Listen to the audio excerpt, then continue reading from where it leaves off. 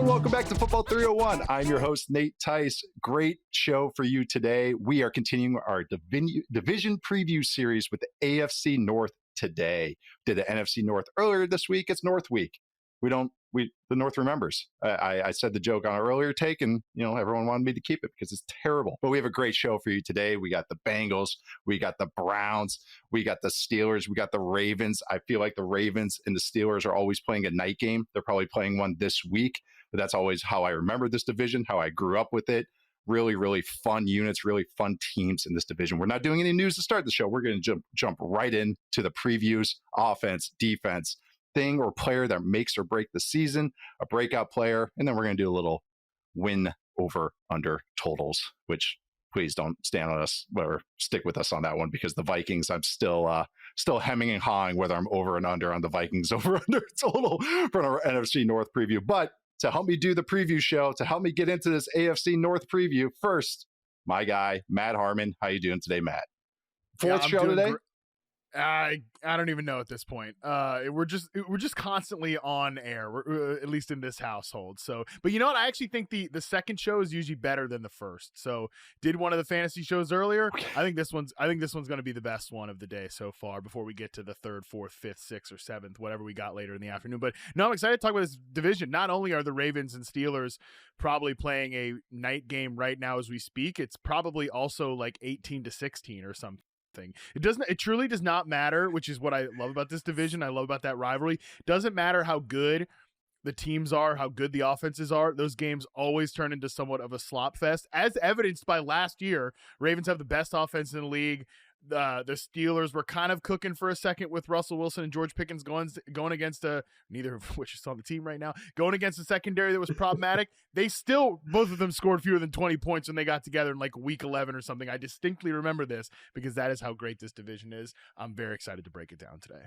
And there's always like a fumble at the 1 yard line, something of that sort. Like there's always just some wonky play, whether it's Tyler Huntley or somebody else fumbling at the 1 yard line. But it just always feels like this division always has some tough games, even though we have some high flying offensive units in it. But the third man of our 3-man weave, Mr. Verge. How you doing today, Chuck? Charles McDonald. Good to see you.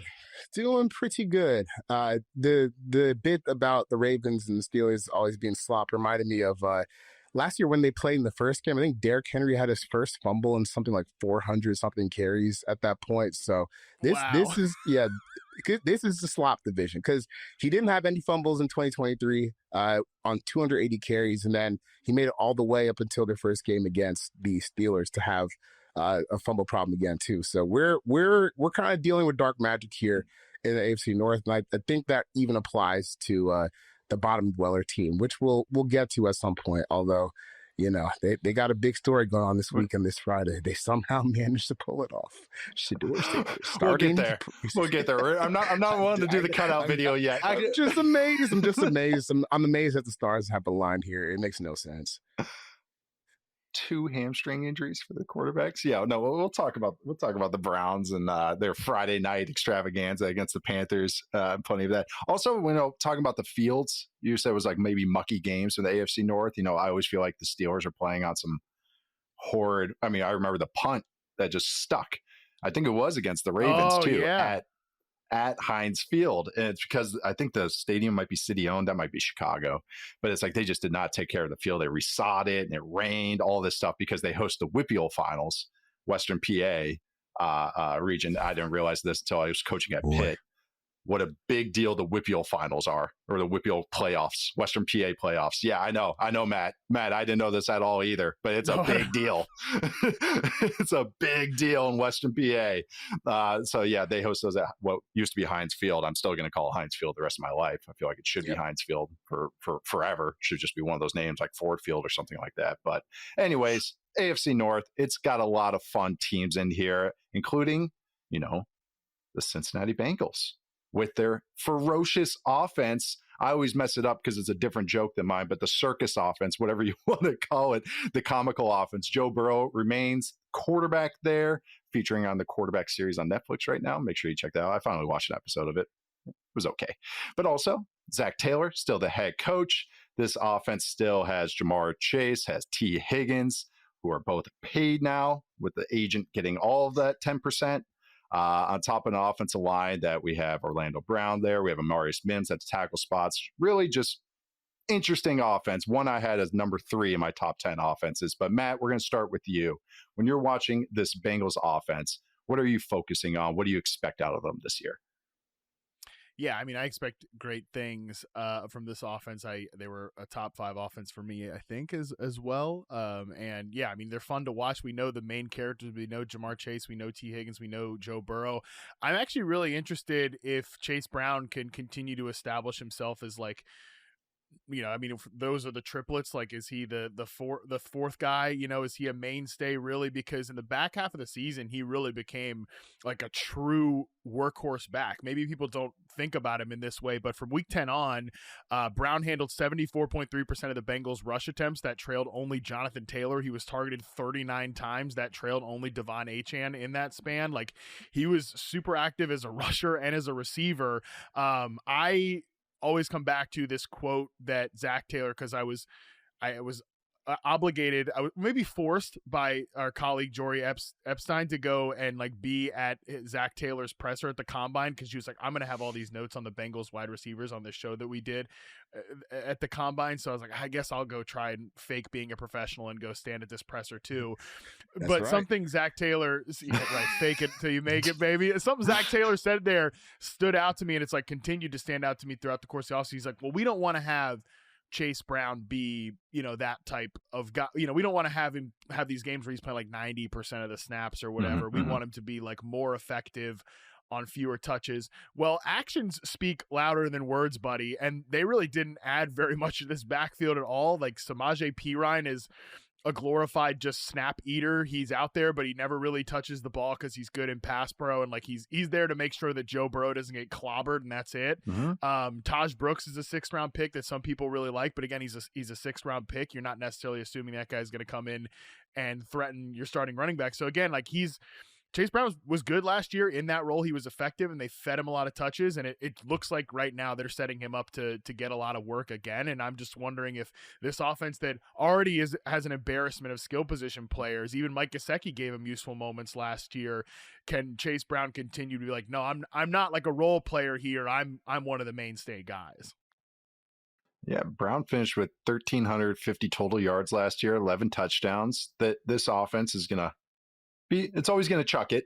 You know, you just follow who's the highest paid guys on their team. Okay, that's how they're going to build their offense around. They're really going to throw it. But the fact that they had turned into a very efficient run game, and one, Brown grew on me. We talked about him a bit last year, Matt, during the season, fantasy angle too. He really grew on me as a runner and just fitting what they do. And again, he's not the biggest guy in the world, but again, he can handle the receiving stuff. Again, they're going to chuck it a bunch, take those checkdowns, and just take the efficient runs. But Charles, when you're looking at this offense, what are you kind of checking out? I mean, obviously they have the receivers, obviously they have Burrow, but really, what are you focusing on with this team? I guess I always feel kind of ridiculous saying this about NFL players, but I guess you just want to see. I want to see how tough this offense is, because the interior of their offensive line looks okay. I guess, you know, when you look at Ted Karras, Lucas Patrick. Yeah, if they're healthy, you throw the dart on Dylan Fairchild, who I think is kind of a project at guard coming out of Georgia. You know, a lot of athleticism, but still got a ways to go. I don't really know how bad an offensive line would have to be to like fully tank this offense.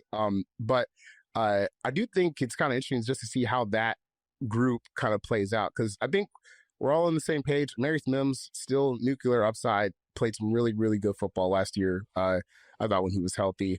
Orlando Brown, you kind of know what the game is on that at this point. Yeah. You know, you're gonna, it's gonna be volatile, but some of the good stuff is gonna be really good. But the interior, I think, still has some work to prove as far as just being consistent and being tough, especially in this division. When you looked at the Browns just drafted Mason Graham, they got Myles Garrett. The Ravens are got sledgehammers up front. The Steelers defenses got a ton of guys who have pedigree in their front seven. So this is going to be a crucial unit. And not only that, but also I'm kind of interested to see in conjunction how their tight ends play with this offensive line, because Gesicki and Noah Fant is not like the heaviest group of tight ends you've seen out there. So I just want to see, I guess, Yeah, when it gets down to it, like, how is this team going to be in situations when they really need to be physical and push the other team around? But still got Joe Burrow, still got Jamar Chase. Like, you can really only be so bad. 'Cause I think I still have him as like a top 5 or top 6 offense. So not worried. I'm just interested to see like, how this plays out. Yeah, they kind of they kind of took away my worries about a floor dropping out, like with the offense, even with the offensive line woes. I just always, you can kind of set your clock to this offense because they have gotten so good at their plays. I mentioned this on the top 10 offenses show, but I think it was top 10 offense show, a recent show I did. Sorry, it's all blending together over paternity leave. That they kind of turned into this Bengals team's kind of turned into like the aughts Colts to me, where it is they run their offense. They have 2 really good receivers. They run 5 plays. They're really good at those plays. And their season ebbs and flows based on the defense. Sometimes they have Bob Sanders in their prime, and you're like, oh my goodness, this team, who's going to stop this team? And then sometimes they're giving up 480 points as they score 450 points. Just pulled up the 2001 Colts. That's the exact team I'm thinking of. 6-10 Colts, scored 450, second in the NFL, gave up 490, I think it was, or 470. The defense coordinator, Vic Fangio. So you never know. You never know. You never know where these coaches end up based on based on the talent they have. Really does matter. But I'm glad you brought up Fairchild, Charles, because in a weird way, he's a big player for this Bengals team, the rookie day 2 pick, because he has talent. It's just, he's a classic one of these Georgia offensive linemen that come out that just, it's more of like, what can we get out of him? It's more questions, but he does have ability. I don't know. This offense really grew on me. I think that I ended up, like I said, they're my 3rd offense when we did top 10 offensive show. And that's really just, they've earned my respect with the layers they add. I thought the run game was much better last year. So they averaged, and you like the stat a lot, Matt. It really can show what kind of how the offensive line is blocking. But they averaged 1.45 yards before contact per run last year. It's the best the Bengals have ever had since Burrow has been their starter. It ranks 16th. So it's one of those things where it's like, it's so much better than they've had. It's still middle of the pack in the entire NFL. But it's just, hey, when you're going from bad to average, it still leaps. It's still a big tier jump. Gesicki's interesting. Like Gesicki's not my favorite player in the world. Tight ends that literally do not block are kind of, well, you better be a really good receiver. And I think he's found a nice home for him. He's created some interesting looks for them. And again, this is why this offense has really earned my respect outside just the normal points that they're scoring. But they are really 10 personnel when they go out there because he's treated like a receiver. So they just use Andre Yosivas, who's around like 210, and they use him like the tight end. So they kind of just flip their roles. They have a receiver playing tight end, and a tight end playing receiver. And you kind of can see some Sean McVay roots in Zach Taylor stuff when he does that stuff. It's like, oh yeah, I remember when Robert Woods was doing that, and Cooper Kupp, and doing the tight end stuff and receiver, 11.5 personnel. But in this offense, it's 10.5. And then now they're doing a bunch of cool stuff with the tight ends. They got the 13 personnel last year with Hudson and other guys, but now Noah Fant, and they're a little bit more athletic. So I'm curious, they're trying to fold some new stuff into their offense. I wanted to see what this year's version is. And I like the offensive line coach, Scott Peters, and I think he's going to help out these guys a little bit too. So bullish on the offense. I think we all are, and I think it's more just like, all right, it's more just wait and see. Like, what's this year's version? I don't think they just can't come out of the gate cold like they usually do. And I think Burrow finally being healthy for camp, not having an appendix or a wrist or whatever he's going through, that'll help them kind of, start the season out hot and maybe just sustain that as opposed to losing to the Patriots in week 1 and maybe feel good week 1 because I predicted it. But then after that, I was like, oh, they both kind of just went in different directions. I just want to see the new layers they add. They have their hubs, and I just want to see what new spokes they add to it. All right, defense, though. I think this is the bigger question in the weirdest way. The offense is always going to grab so much attention, but this defense deserves a lot of attention, a little bit more in the negative light. Charles, when you're watching this Cincinnati Bengals defense with a new defensive coordinator, Al Golden, who was the defensive coordinator at Notre Dame last year, did a fantastic job. What are you checking out with the Bengals defense? It's funny because we've been working on this behind the scenes, this 25-year NFL project that's gonna come out in a few weeks. But I've been in like the minds of the early 2000s football, 2010 stuff Dropping some great stats. Yeah, either stuff I missed or like am like refamiliarizing myself to. Because it's been 10 plus years, 15 plus years, 20 years. The sun is going to explode one day. But I got stuck on sound like the Dolphins head coach. I'm having a better time than Mike McDaniel. I'm having a better time than he is. Yeah. But Yes, it reminded me of the Colts again, because I got stuck on the 2006 Colts, and like their splits are hilarious. It's like the best offense in the league, worst, like down and down, basically the worst defense in the league. But you can rush the passer. You can get some splash plays here and there. And I think that's going to be what the Bengals defense has to be this year, because I don't see where like they could have possibly made a leap where this is going to magically be a good defense, or like unless Al Golden is just a total wizard, maybe they can get to league average. But I just still am so worried about that defensive line. Some of the picks in the secondary haven't really panned out like they like, and just turns into a really, really scary defense, I think, when you're out there trying to protect the leads that your offense is going to give you. So, I think they're probably going to end up playing Big 12 football again. But if you can just get like your pass rushers on the field and going, maybe they have a chance with Trey Hendrickson and Shamar Stewart. But even with Shamar Stewart, like that's a tall ask for him to come in and be like an impact pass rusher day one from where he was at Texas A&M. So I'm not really too high on this defense, but I guess I just want to see if they can make enough splash plays throughout the year where their offense can just close games at the end. Right. There's a reason Joe Burrow last year led the league in yards, obviously passing yards, almost 5,000, but he led the league in passing attempts by like 70 or 80. Just because they just had to keep chucking it because the defense was just giving up point after point after point through the air. Especially the through the air has been a big thing the last couple of years, and now the run game was the run defense was kind of ebbs and flow last year as well. Matt, when you're watching this defense, the Bengals defense, out with Lou Anarumo, who's now in Indianapolis, but what are you checking out with the Bengals defense? Yeah, I mean, I think Lou Anarumo was a good defensive coordinator. It was just like at some point somebody was going to have to take the fall for what was a abysmal defensive performance, and the story that the Bengals have seemingly been telling us, through like the media and things of that nature is like, oh yeah, we'll see. Lou actually he's putting too much on these young guys' plates. He preferred the veterans. So that's why our draft picks weren't really working out. That's why these guys, like as Charles mentioned in the secondary, have not really gotten a lot of playing time. Some of the pass rushes that they've taken, Myles Murphy and the gang, like those guys, they're going to develop under Al Golden because he was at the college level. He's a college coach. He's used to dealing with young guys.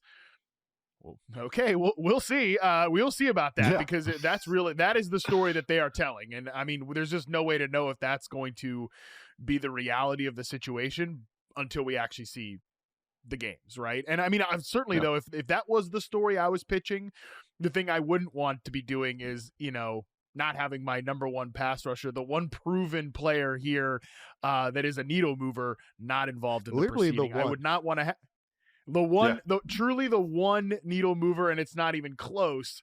I would want that guy, fully locked in, because you mentioned on the offensive side of the football, they've got everybody there. Everybody should be pretty happy.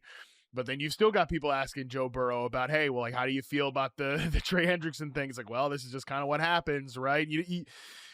I think that is more to do like why the Bengals have started slow than anything else. Is this always something in the offseason? And unfortunately, it is still a something here. I mean, even Shamar Stewart, Charles mentioned, like, based on where he was in college, it's a long way to go. Helps when you don't miss time in the offseason when you're participating because you're signed to your rookie contract. So I don't know. I'm skeptical of what there's always something in the offseason where teams are selling you something. This is one that I'm going to need to kind of see it to believe it.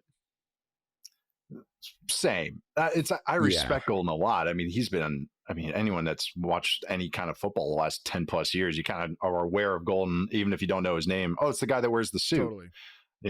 He's the guy that wears the tie. Like that was kind of how he was known. He was the only one left. Now he's a zip up guy. He joined the zip up crew, just classic. But he was a hell of a coach at Temple, and then he went to Miami, and that was my first exposure against him. I was at Pitt again, and we played against them. They ran a lot of single high, and I remember that from about a decade ago. And then I watched a lot of Notre Dame last year, and because they had a quarterback I liked. But I watched a lot of Notre Dame last year, and you know what they ran basically every down? Man coverage. You know what you need to run man coverage every down when you don't have 5 and 4 stars everywhere? You need dudes. You need talent. You need blue chippers. You know who runs man coverage right now? Well, the Lions are kind of their own case, but they had some talent there. Carlton Davis last year, everybody. But the Broncos, they got a defensive player of the year playing corner. That's why they run man coverage every down. So you said, Matt, you brought up the point that like, okay, maybe we get this guy that has a lot of college experience and a little bit of NFL as an assistant coach. Maybe he's better with the young players, which I like that theory. I really do. But the thing is like his scheme, it's not something I know at the back of my hand other than they run some blitzes and they run a lot of man coverage. So like you guys are basically, to tie up what you guys are saying, it's like, I got to see it. Like this is all just ideas and theory and projection and hope, narrative scouting and narratives. So I just kind of have to see it actually play out because these young players have just been so inconsistent. And also you have a division with Lamar Jackson in it. So if you want to run man coverage every down against Lamar Jackson, be my guest. Have fun. Last little note, TJ Slayton, they added him. I did like that move to help out stop the run a little bit. So I'll throw that bone there. But this is a lot of wait and see because, yes, it's a new play caller, but a lot of the familiar faces on this defensive unit. So it's like, okay, where the improvement has to come from within. So that is just more of a organizational thing than us 3 podcasters talking about it can point out to anything. Moving on next to, I think this is kind of self-explanatory if you just heard our last segment, but the make or break factor. What is the thing or player that can make or break the Cincinnati Bengals season? Again, they went 9-8 last year on the cusp of the playoffs. They got to start treating September like it's the actual season. I would say that's my first thing to make or break. But Matt, for you, for the Bengals, what was your make or break item? Yeah, don't go 1-3 in September would be a good one. Don't get off to some dumb slow start in the beginning month of the season. That's obviously a good one. But yeah, to me, it just comes down to can this defense, and I like the way you frame this from the offensive line perspective. Can the defense go from awful to, I mean, even average would be a huge leap.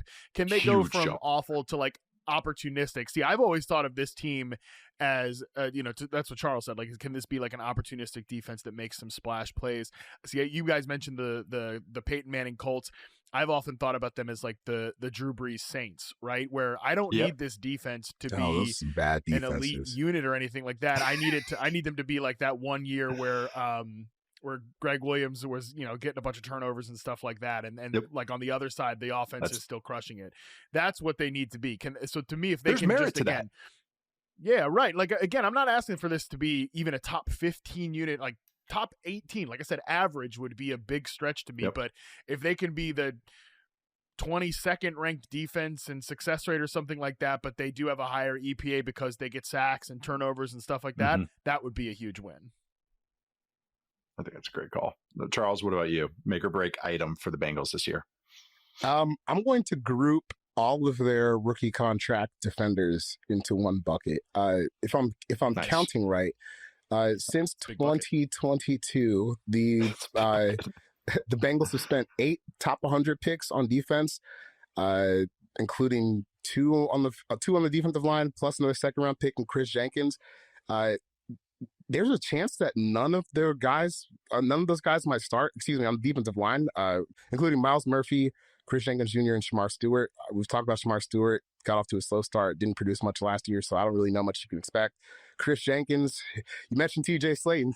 It's kind of why they had to bring him in, based on how Chris Jenkins played last year, and Myles Murphy has been has had a pretty quiet start to his career. And then even when you look at the secondary, like all these guys are going to play, but you're still trying to get more from like Dax Hill, Cam Taylor-Britt, who's had his moments, DJ Turner.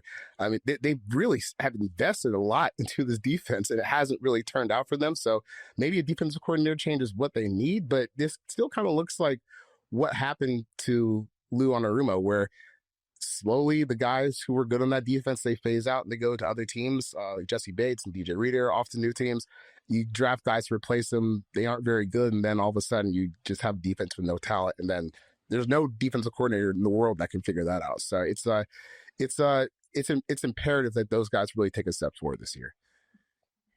Yeah, I mean, no surprise. My answer is kind of the exact same thing. It's mine just says the defense not being ass. Then I think what Matt was saying too. I mean, both of you guys are bringing up the best points. They need the young players to do something. There's a reason TJ Slayton had to get brought in. There's a reason why we're looking at free agent DBs for them, even though they've drafted so many DBs. And they had a plan. Like this Bengals team, that's the thing. They actually mapped this out like decently. Like they said, okay, we're gonna have to start paying our offense. Wait, we had an expensive defense when Joe Burrow was on a rookie contract. Those early Joe Burrow teams, the one that made a Super Bowl run, that was the Jesse Bates. That was a very opportunistic defense. That was Lou Anarumo. You know, he was getting a lot of praise because of the game planning he was doing, and that was kind of what they kind of turned out to be. What you're kind of saying, Matt, a better version of maybe what they could be this year, but very like really good on third down. They got a lot of picks. They got just a lot of opportunistic turnovers. And that formula, that math can work. Like the Chiefs made this work too. I mean, it really is a classic formula. You guys bring up the Saints teams too, where it's like a press defense in basketball, full court press. Just create turnover. They're going to get some easy buckets, but just create some turnovers, create some chaos because this is what we have to do because we're losing talent. My dad, as a head coach with the Vikings, went through this with his offenses that were ridiculous year after year. But then the defense was pretty bad every single year. The year that they were, quote unquote, pretty good was because they had both safeties had like 7 interceptions. Brian Russell, who probably no one remembers, and Corey Chavis. So same exact thing. We're all in the same wavelength here. It's just the defense has to just do something, just have some edge, and these young players have to step up. Moving on. This one was a little tough for this team, I thought. Actually, I want to see where you guys go. I kind of have an obvious answer, but potential breakout player, Matt. Who is it for you for the Bengals? Yeah, I think I probably have the obvious answer. Amarius Mims, obviously last year's first round draft pick. Can he take a step forward to become like a real weapon at right tackle? You know, you talked about this team becoming like a pretty solid average-ish like offensive line, especially in terms of like yards before contact and their run game. But that's what's always felt a little bit missing from the Bengals offense. I got these great, it's hard to say something's missing with one of the best offenses in the league that's got Joe Burrow and Jamar Chase, but like, can they have a run game that really is a weapon? Can they do some things where they've been criticized about marrying run and pass together? I think they've gotten better about that. Like, I actually think Zach Taylor still gets a little bit too much heat for who he is and the way that offense looks. Like, they do a great job catering to the quarterback, and that's what you should do. So if they can continue to kind of push that run game forward, I think Mims, if we look back and like this run game is one of the better units in the NFL, they're pushing towards like a top 10 efficiency status. I think Mims is going to be a big part of that. And just a small, like, I'm not saying this guy's a breakout player, but like, can Jermaine Burton be normal? You know, can he make the roster? They've been saying he's been normal this offseason, but that's one of those where like, yeah, I really got to see that one for an extended period of time. Are they visiting Las Vegas at any point this year? I really need that, obviously, to be an extended period. But yeah, Mims is the real answer.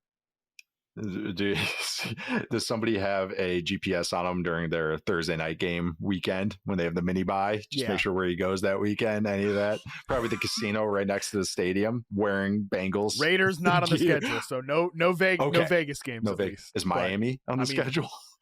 I mean, Baltimore's pretty close to Atlantic City. They got the Jets in there, Steelers. I don't know. I mean, you know, it's not a big drive away from there. You can get in trouble anywhere, depending on how your brain's wired. That's a great point. You can always find it. If you're creative enough, you can find it. Mine was Amarius Mims too. All the potential in the world. I think I'm super high on him. Charles was super high on him when we did the draft last year. So that was mine as well. Chase Brown kind of had it a little bit. But I felt like he kind of had a good year last year. So I was like, I felt a little bit cheating there. Charles, do you have anyone different for make or break or for breakout player?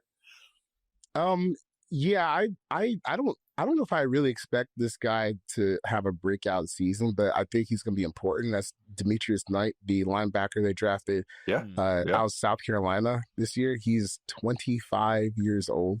They drafted him in the second round.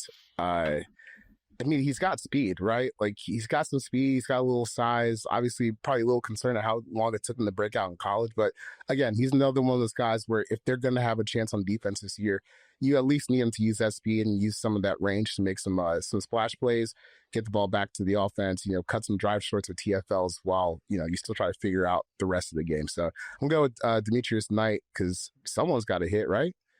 I don't know. right?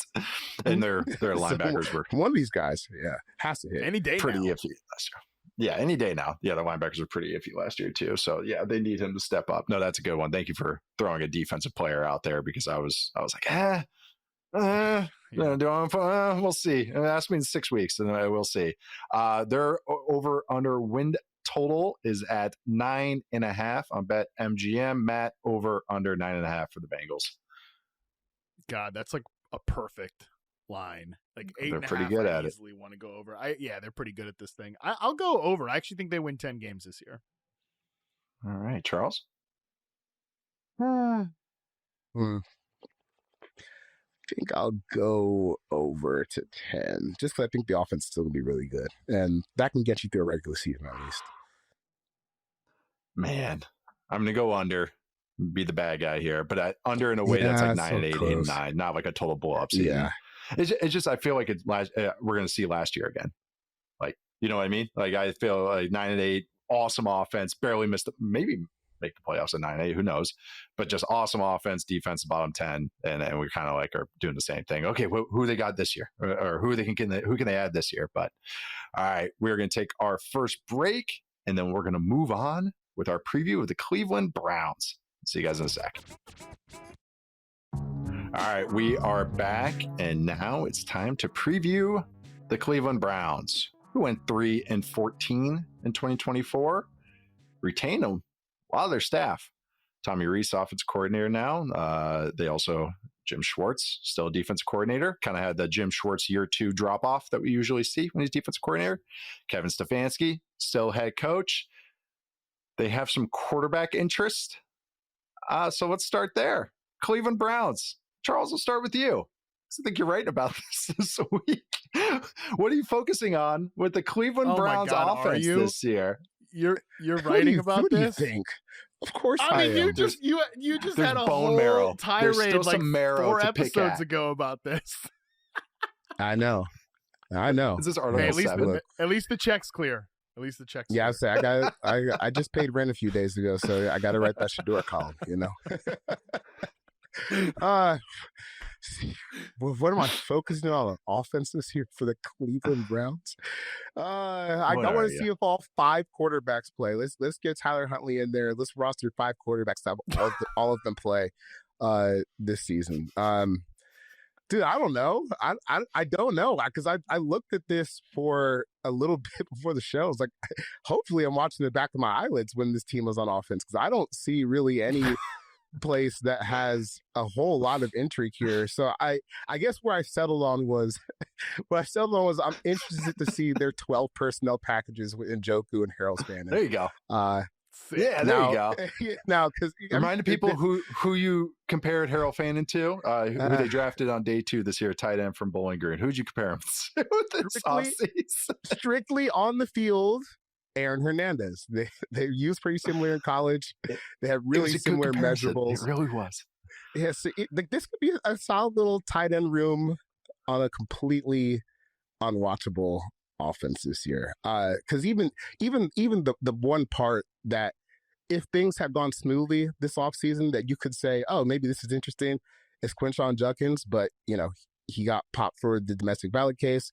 It is August 6th when we're recording. He is still unsigned, so haven't heard a peep about that in quite some time now. So if you remove him from the offense, man, it's bleak. I guess if you're a gambling man, maybe you want to bet something where each Browns quarterback starts at least 2 games this season. But outside of that, this is a wasteland, big time wasteland. Matt, anything to add to the wasteland that is the Cleveland Browns offense with their lake on fire? Oh my God. Yeah. I mean, let's not forget the Quinshon Judkins thing is just crazy. The owner literally said, we're cautiously optimistic he's going to play for this team. I mean, which is just, obviously it's a serious situation and he's not even signed to a contract, but like, what an outrageous thing to say about your 2nd round pick that you just made. So, by the way, Deontay Johnson is on this roster. what is this starting. team, that's man? Fun. So we'll get a crash out from him at some point this season. That's good to watch for. Throw him in the mix. Why the hell not? You know what I'm saying? Like, I mean, this is so weird. Like, I just want to know what the hell is this offense going to look like, because when you're trying to go back and like look at last year's stats and map it onto this year's Browns, it's like near impossible. You know, they had the bull Jameis production run, but like this team ran on first and second down at the lowest rate in the league. Like there's no, to me, it's like, all right, they're drafting Quinshon Judkins, they drafting Harold Fannin, they're saying it's a return to 12 personnel, run the football under Kevin Stefanski. Well, guess what? Now Quinshon Judkins out of here. We've got Jerome Ford and Dylan Sampson. I think Sampson's an interesting back, but he probably profiles as what they drafted him to be, which is like a second guy, you know, like a great with another guy in the backfield. Right. Like, I think they were telling themselves, hey, this is Nick Chubb, Kareem Hunt all over again. We're going to completely flip that first and second down run rate on their head. I mean, I think the pass catchers are interesting, and Njoku's a quality player. I like Harold Fannin, mix it in here. And I'm always been a little lower on Jerry Jeudy, but I really liked the way they used him last year. Like they stopped having him be like a slot receiver. I know we have him on depth chart as a slot receiver here, but he was mostly like a flanker last year that ran these like runway routes. Don't do any of the nonsense TikTok dancing at the line of scrimmage where it looks cool on Instagram, but you never get open in a real game on slants and stuff like that. Yeah. And Cedric Tillman had like a real, like people forget that Cedric Tillman was as productive as Jerry Jeudy when those two guys were playing with Jameis after Amari Cooper got traded. It's like the pass catchers are interesting, but who cares? Because we've got this four-headed quarterback monster. It's just, I have no, like, and from a structural perspective, what does this team look like? So yeah, it's just a tough team to talk about, man. Where are you at with Cedric Tillman? So are you like decently high on him? Like his draft class, he was like the only X receiver prospect, but it was still like, yeah, I viewed him as a round 3 type of guy. Actually, kind of where he got drafted. It was kind of made sense. I haven't read your profile on him or anything like that. So like, where kind of is your stock on Tillman right now? I did like him, same thing, like round 3.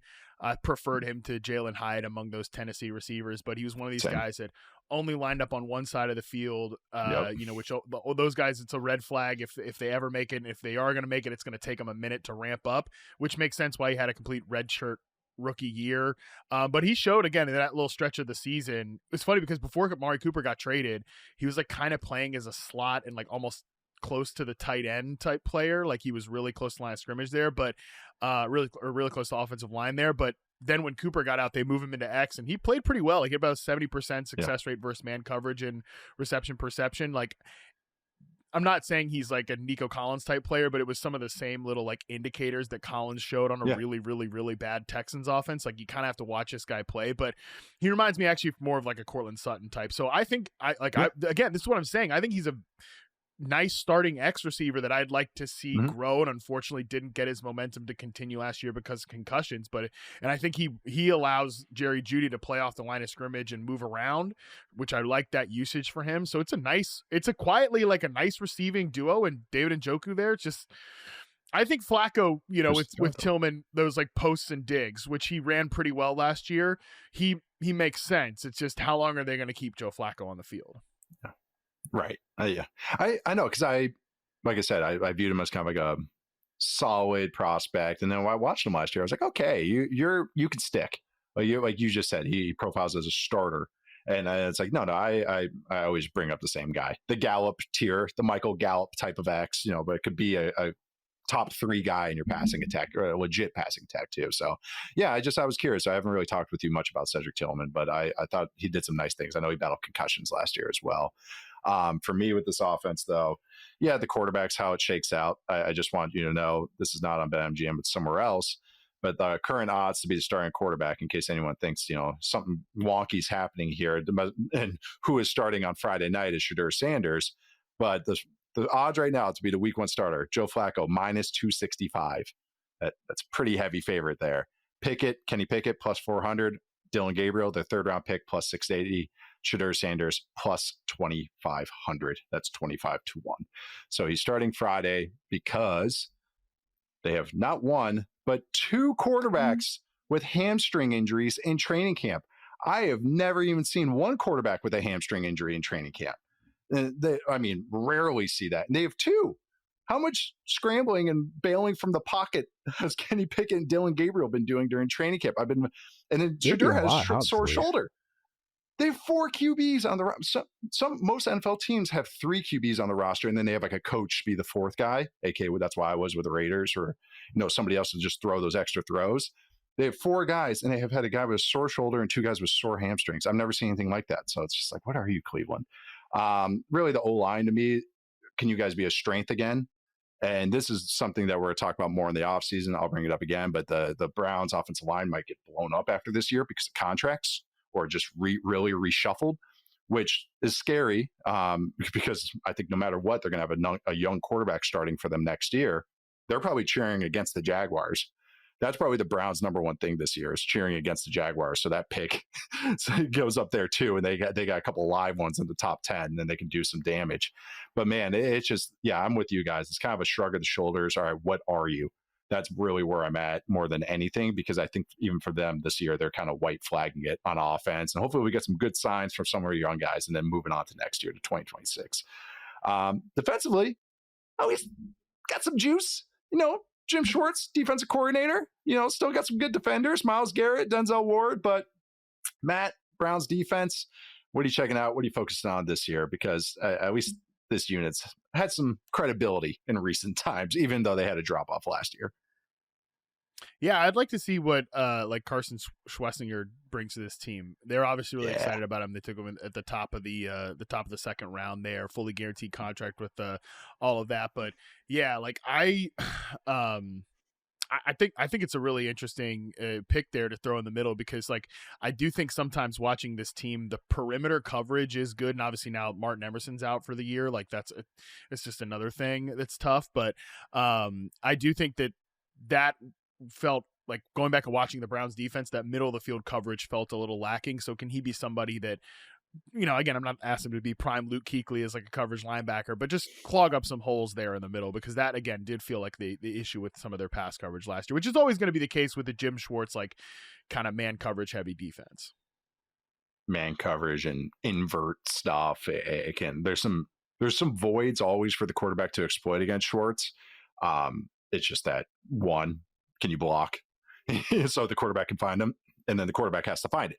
But if the quarterback finds it, it's like we saw what CJ Stroud did against this defense when they were peaking in the playoffs. If they can find him, you can get shredded. It's just that, he's daring you to find it in 2.5 seconds over and over. Schwessinger, I have notes on, but I'm going to save them for a different segment. Spoilers. Charles, what about you with this Browns defense? What are you checking out with Schwartz's guys running out there? Defensive line is what I'm interested to see here. Obviously, Myles Garrett's here. They drafted Mason Graham with a top 5 pick this year after trading out from 2. Even getting Malik Collins to come in and play next to him, I think, is a solid little signing, because they probably need another veteran body inside, and just to, sometimes it's helpful when you have young guys like Mason Graham and Mike Hall, who's gotten off to a pretty rough start in his career, just to have someone who's been there and done that. And I think even Malik Collins, just from an ability to penetrate standpoint, it makes sense with what Jim Schwartz has kind of liked over the course of his career. So the defensive line, I think, is pretty interesting, because I'm interested to see how stout they are against the run. But man, they really should be able to get upfield, and even going back to Schwessinger playing linebacker behind them, there's a lot of opportunities for them to make plays on the ball, just because they'll be able to get to spots faster than a lot of other defenses. Now it's just more how stout are you going to be when things are coming right at you? Schwessinger and potentially Devin Bush starting next to him. It's not the biggest group of linebackers. Mason Graham, Malik Collins, not the biggest group of defensive tackles. So I'm interested to see how that one turns out. But I think that passing downs potentially could be a nightmare against this defense, because even they still got guys in the secondary, even though Martin Emerson got hurt recently, is going to be out for the year. Yeah, no, great. I'm glad you brought that up. Kind of a lack of beef. He always kind of Schwartz always likes those kind of undersized linebackers, because he says we'll just disrupt, run, and hit, and that's how we'll live. Because even if you can't road grade us, because we're gonna get so much penetration. That's kind of his theory of defense. I like Mason Graham in that type of defense, because I thought that's where he's best, where he can pin his ears back, when he can just really attack. Like you said, third down is going to be scary against this defense. It really is. It's just that they have to get to third down. They play the Steelers and the Ravens in this division, and even the Bengals run game's not crazy bad, and physical. So fun styles make fights against this defense, which is why I kind of like when watching offenses go against it. It's kind of like, how do you solve Schwartz and how they like to attack you? And we'll see. They were 18th in weighted DVOA last year. A couple of years ago, they of course had statistically one of the better defenses we've seen like in the last couple decades. Some of that was some of the quarterbacks they faced, obviously. I shouldn't say obviously, that's not obvious, but some of the quarterbacks that they faced, I think it's somewhere in between that they end up this year. Not first or second, not 18, somewhere in between that. But just kind of want to watch these young guys, watch these young players, because Mason Graham, Myles Garrett can be really, really feisty front four to really build around for the next 5, 6, 7, 8 years. All right, make or break time, make or break factor. Matt, I don't know, this one kind of felt like the last one, kind of obvious here. I don't know. It's kind of hanging curveball here. But Matt, what will make or break the Cleveland Browns season? I mean, I think it's Joe Flacco, which what a sentence. By the way, I cannot believe Flacco is playing football in 2025. I was in high school when he was drafted, bro. Like, what are we talking about here? But seriously, I mean, I think the thing that when people have tried to pitch optimism at all about this Browns offense for whatever reason, or like people have wanted to get even remotely excited about any of these guys, like the pass catchers in fantasy or something like that, it's like, well, you know, when Joe Flacco is starting, I watched the 2024 Colts, unfortunately. That was not fun. That was not good Flacco film. Like and even at the end of last year with the Browns, it was kind of similar to the defense where we talk about this is like a tight, like high wire act, you know, where it was, he definitely has, like I said, he's been playing since I've been in friggin' high school. He's seen everything. He knows coverages really well, and he's aggressive and he will try to push it, but he's aggressive and he tries to push it. He puts it in the wrong places quite often. Like it was a fun moment with him in the Browns at the end of last year, but I always come back to that interview that Myles Garrett did with Andrew Siciliano, where he was talking about, oh, well, you signed the contract. Like, what it was one of the reasons besides all that freaking money. He's like, well, no, they told me the quarterback plan, and I really loved it. Did they really say, like, now we're bringing back Joe Flacco, and does everybody just has rose-colored glasses about that end of the season for the Browns? But again, the thing is, these 40-plus-year-old quarterbacks, like, I've got major skepticism about another 40-year-old quarterback we're going to talk about here. And the last time we saw Joe Flacco, it was not good for the Indianapolis Colts. And you mentioned, Nate, the offensive line. We'll see. Like he is definitely the make or break player here, which is, I mean, you kind of tend to see where I'm going with in terms of make or break. Yeah, it's is this the oldest starting quarterback division we've ever seen? I mean, shoot, two pretty ancient guys on the side. We got really two guys is. that are combined 80 already, so we're pretty high up there. And then the other two young guys, quote unquote, are on their second contracts already. You know, I say quote unquote, they're like 8 years younger than me, but yeah, they're on the rookie contracts too. I didn't even think about that. That's a pretty old division. Charles, what about you? Make or break factor for the Browns? I don't think Amy can make this season, but I think something that could make it a lot worse than it looks like going in is if this is the year like the offensive line really starts to show their age and maybe look like you said, they're about to reshuffle next year. I know Browns fans are high on him, but DeJuan Jones at left tackle will make me just a little bit nervous going into this year. Yeah, and then even then, even if you look past DeJuan, I guess I get concerned that maybe they're at the cliff here on offense because, man, Joel Bitonio has been playing for a long time. Jack Conklin's been playing for a long time at this point too. 30s, yeah. Dude, Joel Bitonio drafted in 2014. This is year 11 or 12 for him. So like they've been good on offensive line, obviously, for a while now. But at some point, you're going to reach a breaking point. And if they're bad on the offensive line, or if they take a step back and it looks like guys are starting to fade a little bit, this could turn into like complete unwatchable territory. Yeah, their offensive line, the interior three, good players. Don't get me wrong. That's what it's hard. I'm glad I'm not building this team. Is that Joel Bitonio, 34, Wyatt Teller, 31, and it's had injury stuff. Pocic, 30. You know, that's 30-plus starters. Their right tackle, Conklin, 31. And then DeJuan Jones is a question mark. But this is why I keep bringing up kind of the offensive line kind of ticking time bomb is that, some people push back at me, some Browns fans are just like, well, they have backup options and this and that. They might sign back one of these guys. It's like, yeah, but I think no matter what, you're going to have 3 new starters on your offensive line next year with a potential rookie quarterback. You're starting ground one. Doesn't matter how good your defense is. Doesn't matter what weapons you have. It's like just everything with this team. When they figured out the offensive line a couple of years ago, they still need weapons. Or they don't have a quarterback. They have a great run game. They don't have a passing game. They have a great defense. Then the offense stinks. It's just kind of like they can always just, plugging holes and two more open up for them. So that's why. And then DeJuan Jones is a question mark. I never pictured him being a left tackle in the NFL. Maybe right tackle. That's why he was drafted in the 4th round. And he had some moments under Bill Callahan, but he's in Tennessee now. So yeah, I'm with you that the question marks at offensive line and just the question marks at quarterback outside just Flacco. What does he bring you? And then just whoever else starts there this year, because I think it's going to be over 1.5 QB starting in Cleveland this year. Breakout player. End this on a cheery note. Breakout player for the Browns. Matt, who do you got? Well, we still got to give the win total, so that's not going to be a cheery note. I know that. Yeah, that was. Yeah, I know. I was going to go with Cedric Tillman, who we were talking about earlier. Oh. Again, like I don't know if I think he's going to be like a special player, but breakout to the sense of, you roll into next season with him kind of coming towards the end of his rookie contract, and you're starting that guy, and everyone's like, yeah, you got Cedric Tillman. Like that's a good solid starter. 70.2% success rate versus man coverage last year in reception perception. Quick and general rule, if you're an outside receiver and you're kind of around that 70% mark, again, that's not like, oh yeah, you're going to be a future stud, but you're a really, really like that's a good player, and like you're content there. And two of his best routes were digs and slants, which when we're talking about Joe Flacco in that little cutesy run with the Browns in 2023, he was ripping digs to Amari Cooper. So I think that will be, I look, that stuff's good for Judy too, but I do think Tillman can pile up some decent production there. So glad I traded for him. Charles, what about you? A breakout player for you? I'm going to go with Mason Graham.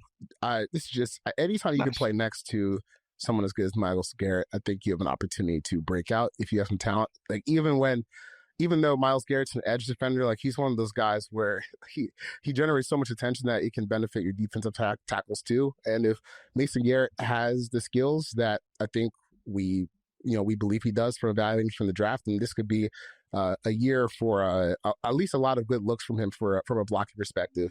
Now, you just got to hope that the Browns offense can score just enough so they actually have a chance to rush the passer late in games. But I think this is a really advantageous situation from a personnel standpoint. Yeah, you're hoping for some good game scripts so they can pin their ears back and go. Yeah. Otherwise, just like one or two over the whole year. Have you opening schedule? By the way, I looked this up. This is the opening schedule for the Browns. Host the Bengals, at Baltimore, host the Packers, at Detroit, host the Vikings, at Pittsburgh, host the Dolphins. Okay, well, at New England, at the Jets. So you finally get a breather in November. And it's not like the Jets defense is crap, and they have a run game that actually could mow you down a little bit. So they got a pretty tough schedule, right? Especially out of the gate. I liked your Cedric Tillman one. I really did because, he's got my eye. That's why I wanted to bring him up. So glad you kind of re-emphasized him, a breakout player, Matt, too. But I went with a different rookie, Charles. I went with Carson Schweschinger because I thought this was a great fit. Schweschinger, was a guy that really grew on me in the draft process. I had him a little lower, ended up being kind of a second-round grade. He was my linebacker, too. If Jalen Walker doesn't count, he was kind of his own thing. And I just thought Schweschinger was great in coverage. He was running 30, 40 yards down with USC receivers down the pipe on cover 2 stuff, and it really got me excited. Great awareness as well. Very aware player. Just doesn't really take on blocks that well. Like, can get overwhelmed by a mauling run game, which I already mentioned this division, so it's a little hesitancy there. But I think this defense is perfect for him because he can just run and hit, and he can just run down the pipe with offense or with receivers and tight ends and all these inverted looks. Perfect defensive fit for him. Actually, with Graham too. So I did like these. I will give some props here where I thought these were nice defensive fits, not just the personnel going or the kind of value of each guy, but also just where they ended up. So I want to give a little shout out there with Schweschinger and Graham, and we'll see how they do this year. All right, over under win total. They're at 5.5. 5.5 wins. I think it was the lowest or second lowest with the Saints. Matt, over under 5.5 wins for the Browns this year. Under, and I will say a lot of your guys' notes about the defense here, you note about Schweschinger and some of the lighter defensive linemen. I'm already expecting this to be one of like the biggest run funnels in fantasy. Like, you're not throwing on this defense because you don't want to get smoked behind the line of scrimmage, but you're just establishing the hell out of the run. So start your running backs against the Cleveland Browns, people. I like that. It's a good take. I think it's a very, very valid thing to point out. Charles, over under 5.5 wins. Oh, under. But I think the actual interesting over under here, it got me thinking after you named off their schedule.